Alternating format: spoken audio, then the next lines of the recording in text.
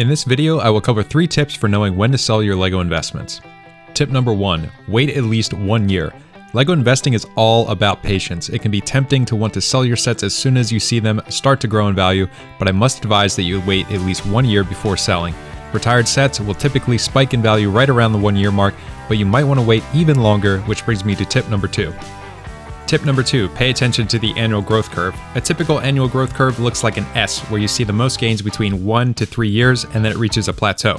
The curve can vary from set to set, and every set will eventually plateau, even the infamous Cafe Corner, which after 4 years of big gains reached a plateau in 2012.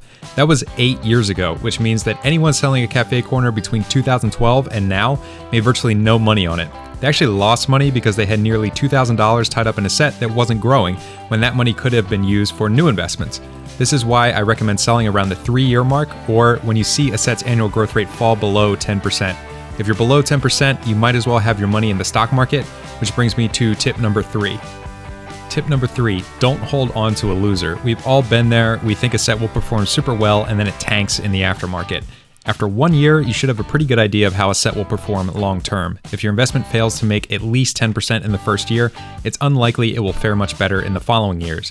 And as I mentioned above, if you're only making 10% annually, you might as well put your money in the stock market, or even better, a different set.